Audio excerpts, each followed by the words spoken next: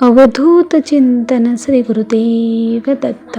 श्री स्वामी समर्थ. जय जय स्वामी समर्थ. भक्तांनो, काही अनुभव असे असतात जे आयुष्य बदलवून टाकतात, पण ते घडत असताना आपल्याला त्याची जाणीवही नसते. मीही त्या काळात चमत्कार शोधत होतो. न कुठल्या अपेक्षा मनात ठेवलेल्या होत्या, फक्त मन भरून आलं होतं आणि आत कुठेतरी एक शांत हाक ऐकू येत होती. सगळं काही आपल्या हाताबाहेर जातंय असं वाटत असताना कोणीतरी अदृश्यपणे आपल्या पाठीशी उभा आहे असं जाणवणं म्हणजे काय, हे मला त्या दिवशी समजलं. स्वामी समर्थ हे नाव मी आधीही ऐकलं होतं, पण त्या घटनेनंतर ते नाव राहिलं नाही, तो आधार झाला.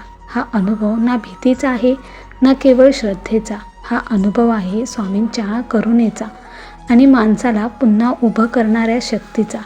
आज जे काही सांगणार आहे ते मी ऐकलेलं नाही, ते मी अनुभवलेलं आहे. श्री स्वामी समर्थ. जय जय स्वामी समर्थ. भक्तांनो, तुमचं आपल्या महाराजांच्या भक्तिमार्ग एक मार्ग स्वामी सेवेचा ह्या यूट्यूब चॅनलवर मनापासून स्वागत. आज आपण एक अनुभव पाहणार आहोत आणि खरंच हा अनुभव ऐकून तुमच्याही डोळ्यात टचकन नक्कीच पाणी येणार आहे. चला तर मग ह्या अनुभवाला सुरुवात करूयात. भक्तांनो, हा अनुभव आपल्याला एका ताईंनी पाठवलेला आहे. त्या ताईंचं नाव सीमा यादव असं आहे.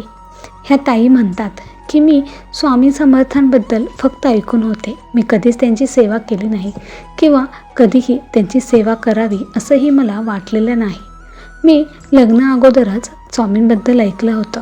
माझ्या लग्नाला आता फारशी वर्ष झालेली नाहीत, फक्त अवघी 6 वर्ष झालेली आहेत.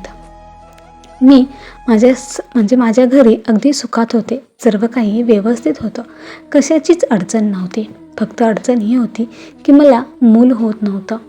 लग्नाला माझ्या 4 वर्ष झाली तरीही मला मूलबाळ नव्हतं. आता नेहमीच घरामध्ये कुरकुर होत होती. मला सासू सासरे असे वाईट बोलत होते, टोमणे मारत होते. मला सर्व काही समजत होतं, पण मी माझ्या मिस्टरांनाही सांगू शकत नव्हते, कारण परिस्थिती अशी होती की कदाचित आता मला ऐकून घेतल्याशिवाय काहीच पर्याय नव्हता. मी खूप डॉक्टर केले, सर्व काही खूप बाहेर बघितलं, देवऋषी सगळं काही केलं, मात्र मला कुठेच फरक पडत नव्हता. पण मला आई व्हायचं होतं. माझी अगदी मनापासून इच्छा होती आणि माझ्या मिस्टरांनीही मला त्यांनाही बाळ हवं होतं, परंतु त्यांनी मला कधीच दोष दिला नाही. ते म्हणत होते की देवाच्या कृपेने जर तुझ्या नशिबात असेल तर तू नक्कीच आई होशील, असे ते मला नेहमी म्हणायचे. पण मी म्हणायचे की मी इतके देवदेव करते, सगळं काही करते, परंतु अजूनही माझी ओटी का भरली नाही. मला आता सारखं रडू येत होतं. मी नेहमीच बाजारामध्ये मंडई आणायला जायचे. अशीच मी एकदा बाजारात मंडई आणायला गेले होते आणि मंडई घेता घेता मला एक ताई भेटल्या. त्या ताई माझ्या ओळखीच्या नव्हत्या, त्याही मंडईच न्यायला आल्या होत्या आणि आम्ही दोघी मंडई घेत असताना एकमेकांसोबत बोललो आणि बोलता बोलता मला त्यांचं बोलणं आवडलं. त्यांच्या बोलण्यामध्ये एक आपुलकी होती, प्रेम, माया सर्व काही होतं, म्हणून मी त्यांच्याकडे आपसुकच खेचले गेले. आम्ही दोघे बोलत बोलत पुढे आलो. त्या ताई, मी ज्या रस्त्याने जाणार होती त्याच रस्त्याने त्या ताईंनाही जायचं होतं, परंतु माझ्या हेही लक्षात आलं नाही की त्यांना त्यांचं नाव विचारावं आणि मी तशीच घरी गेले. आता आमची भेट दररोजच मंडईमध्ये होत होती. आम्ही एकमेकींना भेटलो की बोलत असायचो. एकदा मी त्यांना सांगितलं की असं असं मला अडचण आहे, की काय करावं काही समजत नाही. मी सर्व काही केले परंतु कशाचाच फरक पडत नाही आहे. तेव्हा त्यांनी मला सांगितलं की एकदा अक्कलकोटला जाऊन ये, बघ तुला नक्कीच काहीतरी फरक जाणवेल. आणि त्या मला म्हणाल्या की पुढच्या महिन्यामध्ये आम्ही अक्कलकोटला जातो, त्यासाठी आमची एक गाडीही आहे, तुला यायचं असेल तर तू येऊ शकतेस आमच्यासोबत. त्यांनी मला असं सांगितलं. मी घरी माझ्या मिस्टरांना सांगितलं, परंतु त्यांनी अगदी स्पष्टपणे नकार दिला. एका अनोळखी व्यक्तीसोबत तुला मी पाठवणार नाही असं त्यांनी स्पष्ट सांगितलं. मी दुसऱ्या दिवशी त्या ताईंना सांगितलं की अहो, माझे मिस्टर नाही म्हणतात म्हणून.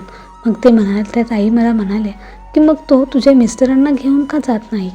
आणि मग मी माझ्या मिस्टरांच्या मागे लागले की आता मला अक्कलकोटला जायचं आहे. मी अगदी त्यासाठी जेवण खावण सगळं काही सोडून दिलं.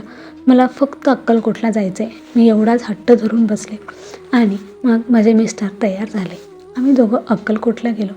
तिथे गेलो, मंदिरामध्ये स्वामींचं दर्शन घेतलं, प्रसाद घेतला, सर्व काही अगदी म्हणजे तिथे गेल्यानंतर मला एक वेगळीच प्रसन्नता जाणवली. मनामध्ये जे काही ओझं होतं तर सगळ्याचा भार अगदी हलका झाल्यासारखा वाटला आणि मी स्वामींना अगदी मनापासून शरण गेले. स्वामींना म्हटलं की स्वामी, मला तुम्ही काहीही नाही दिलं तरीही चालेल, पण मला एक बाळ द्या. मी स्वामींना अगदी पदर पसरून मागू लागले आणि काय चमत्कार, मी तिथे जेव्हा स्वामींसमोर बोलत होते तेव्हा मला त्या ताई भेटल्या आणि तेव्हा माझे मिस्टरही माझ्यासोबत नव्हते. मी एकटीच मंदिरामध्ये होते. तर ताई मला म्हणाले की अगं, जे काही स्वामींकडे मागितलं आहेस ना ते स्वामी तुला नक्की देतील.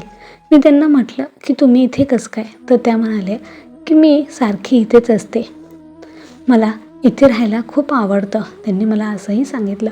त्यांनी आता मला तिथेच बाहेर घेऊन गेल्या आणि तिथे गेल्यानंतर त्यांनी मला असं स्वामीचरित्र सारामृत हा ग्रंथ आणि जपमाळ घेऊन दिली आणि मला सांगितलं की तू दररोज स्वामींच्या ह्या ग्रंथाचे 3 अध्याय वाचत चल आणि दररोज 11 माळी श्री स्वामी समर्थ हे जपाचा नामाचा जप कर, बघ तुला फरक नक्की जाणवेल.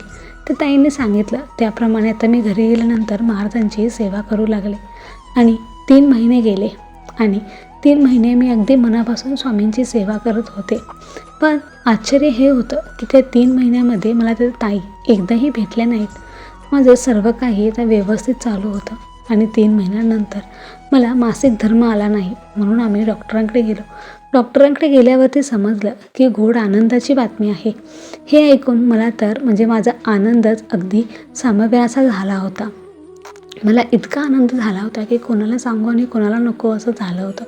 पण डॉक्टरांनी मला पूर्ण बेड रेस्ट सांगितली होती. मी आता पूर्ण बेड रेस्ट घेत होती. मला बाहेर जायलाही मिळत नव्हते. तर ताईंना मला भेटून ही आनंदाची बातमी द्यायची होती, परंतु मला तसं करताच येत नव्हतं. मी सारखी मनामध्ये माझ्या एकच खंत होती की त्या ताईंना मी कसं सांगू. पण त्या ताई कधी माझ्या घरी आल्या नव्हत्या किंवा मी पण त्यांच्या घरी गेले नव्हते. त्यामुळे ते नेमके कुठे राहतात हेही मला माहीत नव्हतं. मी काय करू मला काही समजत नव्हते. असेच दिवस जात होते आणि एक दिवस दुपारी मी झोपले होते. दुपारी म्हणजे अचानक असे डुलकी लागली आणि तेव्हाच मला स्वप्नात त्या ताई दिसल्या. मी स्वप्नामध्येच त्या ताईनं सांगितलं की मला स्वामींच्या कृपेने दिवस गेले आहेत. तर ताई म्हणाल्या की हो अगं, मला माहीत आहे, माझं तुझ्यावर पूर्ण लक्ष आहे. आणि अचानक मी झोपेतून खाडकन जागी झाले. मला तर काही समजेनाच की हे नक्की असं स्वप्न मला का पडलं असावं. आता दिवसामागून दिवस जात होते आणि शेवटी 9 महिने पूर्ण झाले. मला आता पोटात दुखायला लागलं होतं, म्हणून मिस्टरांनी दवाखान्यामध्ये नेलं आणि तिथेच मला ॲडमिट केलं. मला एक छान असा गोंडस मुलगा झाल्यानंतर आम्ही घरी आलो. मुलगा माझा 2-3 महिन्याचा झाल्यावर मी मिस्टरांना म्हटलं की स्वामींच्या कृपेने आपल्याला बाळ झालेलं आहे, आपण एकदा अक्कलकोटला जाऊन येऊयात. म्हणून मी अक्कलकोटला आम्ही जायला निघालो. माझ्या मनामध्ये फक्त एकच इच्छा होती की त्या ताई मला पुन्हा एकदा नक्कीच भेटाव्यात. आणि मी अक्कलकोटला गेले. तिथे मी सगळीकडे त्या ताईंना पाहिलं, परंतु त्या मला कुठेच दिसल्या नाहीत. त्या तर मला म्हणाल्या होत्या की मी नेहमीच अक्कलकोटला असते, मग आज मला त्या ताई का भेटल्या नाहीत. मी मंदिरामध्ये निराश होऊन बसले होते. तितक्यात त्या ताई मला दिसल्या आणि त्या ताई अगदी आज वेगळ्याच रूपात होत्या. मी त्या ताईंना हाक मारणार इतक्यातच त्या अदृश्य झाल्या आणि मला तर काही समजेनाच की मला नक्की ताई दिसल्या की मला फक्त भासच झाला. आणि इतक्यात मी पुन्हा मंदिरामध्ये गेले आणि स्वामी समर्थांसमोर उभी राहिले आणि तेव्हा तिथे मला त्या ताई स्वामी समर्थांच्या मूर्तीमध्ये दिसल्या. तेव्हा मला समजलं की त्या ताई म्हणजे प्रत्यक्ष स्वामीच होते, जे त्या ताईंचं रूप घेऊन मला स्वामींची सेवा कर असं सांगायला आले होते.